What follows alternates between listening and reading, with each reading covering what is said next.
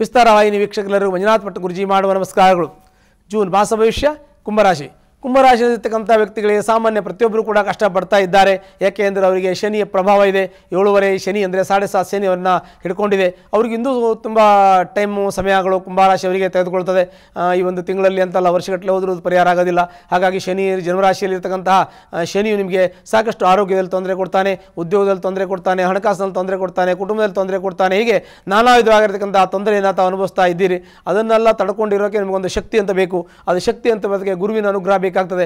ಗುರುಬಲ ಇತ್ತು, ಇವಾಗ ಗುರುಬಲ ಕೂಡ ಹೋಗಿದೆ. ಹಾಗಾಗಿ ನಾವು ಆದಷ್ಟು ಗುರುವಿನ ಅನುಗ್ರಹಕ್ಕೆ ಪಾತ್ರರಾಗಬೇಕು, ತಂದೆ ತಾಯಿಯ ಆಶೀರ್ವಾದ ಪಡಬೇಕು. ಮತ್ತು ಗುರುವಿನ ಅನುಗ್ರಹವನ್ನು ಪಡೆಯೋದು ಬಹಳ ಮುಖ್ಯವಾದ ವಿಚಾರವೇ ಆಗ್ತದೆ. ನಮ್ಮ ಕರ್ಮದ ಫಲದ ದೋಷದ ನಿವೃತ್ತಿಗೋಸ್ಕರವಾಗಿ ಗುರುವಿನ ಮೊರೆ ಹೋಗಬೇಕು. ಆಗ ಕರ್ಮದ ಫಲ ದೋಷಗಳು ತಮಗೆ ಪರಿಹಾರ ಆಗುತ್ತೆ ಅಂತ ಹೇಳೋದು ಬಹಳ ಸುಲಭವಾಗಿ ಪರಿಹಾರ ಆಗ್ತದೆ.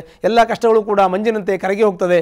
ಇಂಥ ಒಂದು ವಿಶೇಷವಾಗಿರ್ತಕ್ಕಂಥ ಒಂದು ಶನಿಯ ಪ್ರಭಾವಕ್ಕೆ ಒಳಗಾಗಿರ್ತಕ್ಕಂಥವ್ರಿಗೆ ಆರ್ಥಿಕ ಸಂಕಷ್ಟದಲ್ಲಿದ್ದೀರಿ, ಸಾಲ ಮಾಡ್ತಕ್ಕಂಥ ಯೋಗ ಇದೆ, ಮಕ್ಕಳು ಚೆನ್ನಾಗಿ ಓದ್ತಾ ಇಲ್ಲ ಅನ್ನುವಂಥ ಚಿಂತನೆ ಇದೆ, ದಾಂಪತ್ಯದಲ್ಲಿ ಕಲಹ ಮನಸ್ತಾಪ ಅಸಮಾಧಾನ ಇದೆ, ಸಿನಿಮಾ ರಂಗದಲ್ಲಿ ಇರತಕ್ಕಂಥವರಿಗೆ ಸ್ವಲ್ಪ ಸ್ಲೋ ಮೂಮೆಂಟ್ ಇದೆ, ಅವರಿಗೆ ಅಷ್ಟು ಬೇಗ ಯಾವುದೂ ಕೆಲಸ ಆಗ್ತಾ ಇಲ್ಲ, ಉದ್ಯೋಗದಲ್ಲಿರ್ತಕ್ಕಂಥವರಿಗೆ ಪ್ರಮೋಷನ್ನು ಮತ್ತೊಂದೇನೊಂದು ಸಿಗ್ತಾ ಇಲ್ಲ, ಸಂಬಳಗಳು ಬರೋದಕ್ಕೆ ಸ್ವಲ್ಪ ನಿಧಾನ ಆಗ್ತಾ ಇದೆ, ಸ್ವಲ್ಪ ನಮಗೆ ಕಷ್ಟ ಆಗ್ತಾ ಇದೆ ಜೀವನ ಅಂತ ನಿಮಗೆ ಅನಿಸ್ತಾ ಇದೆ. ವೃತ್ತಿಯಲ್ಲಿರೋರಿಗೂ ಸ್ವಲ್ಪ ಮಟ್ಟಿಗೆ ತೊಂದರೆ ಇದೆ.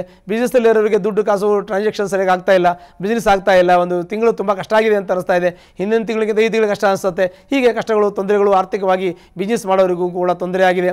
ಇನ್ನು ಕೆಲವೊಂದಷ್ಟು ದೊಡ್ಡ ದೊಡ್ಡ ಬಿಸ್ನೆಸ್ ಮಾಡ್ತಕ್ಕಂಥವ್ರಿಗೂ ಕೂಡ ತೊಂದರೆ ಆಗಿದೆ. ಎಲ್ಲರಿಗೂ ಕೂಡ ಸಾಮಾನ್ಯವಾಗಿ ಇದು ಒಂದು ತೊಂದರೆ ಆಗಿದೆ. ತಲೆನೋವು ಬರ್ತಕ್ಕಂಥದ್ದು, ಮೈಕೈ ನೋವು ಬರ್ತಕ್ಕಂಥದ್ದು, ಜಾಯಿಂಟ್ ಪೇನ್ ಬರ್ತಕ್ಕಂಥದ್ದು, ಹೀಗೆ ಆರೋಗ್ಯದಲ್ಲಿ ಭಾಳ ಸಾಕಷ್ಟು ತೊಂದರೆ ಆಗಿದೆ.